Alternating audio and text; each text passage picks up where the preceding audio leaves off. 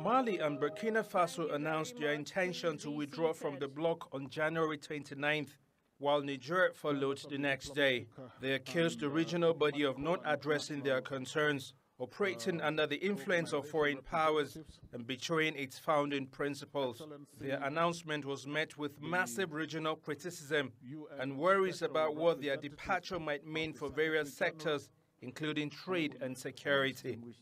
High level of inflation and closing of the borders to neighboring countries, it will actually cause some hitches. It's better for them to try and coordinate their securities. Nigeria are the ones supporting all those African countries in times of insecurity, supporting them financially and military-wise.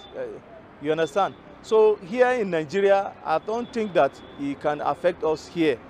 According to ECOWAS, close to 2,000 insurgent attacks were recorded in West Africa in the first half of last year, resulting in nearly 5,000 deaths and severe humanitarian consequences.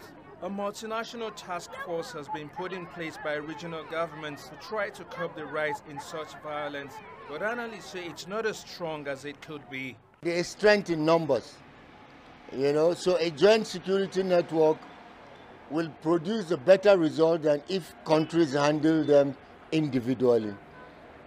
Today, as it is, we know that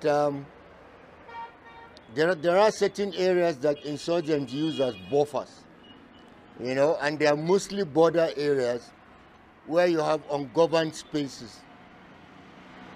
This joint task force has always helped in checking those ungoverned spaces. Now, as it is, every country will just protect its own area, so it might not really be as effective as it used to be. ECOWAS is calling on the military rulers to call elections and restore constitutional order in their respective countries immediately. Until obvious progress is seen, the three countries are suffering to various extents by sanctions. The sanctions include a ban on flights between Nigeria and Niger Republic, trade restriction, and closure of borders between the countries. Traders say several cargo trucks carrying goods for exports have been stuck at various border points, incurring losses worth millions of dollars. Public affairs experts say the measures by ECOWAS may only worsen an already dire situation.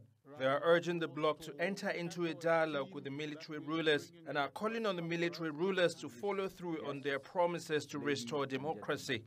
They need to make sure the tenets of democracy is practiced, not where you have leaders that become rulers, where you have people manipulate the constitution to have tenure elongation, where you have elected presidents becoming, despots, becoming people that do not even relate with the citizenry. So that is the challenge. ECOWAS says it is making efforts to form a dialogue with Mali, Niger Republic, and Burkina Faso to remain in the bloc. Meanwhile, regional leaders say they are also pushing for elections to be held in Senegal after the country's president Macky Sall unilaterally postponed the polls weeks before the planned date of February 25th. Tessem Akende, CGTN Jos.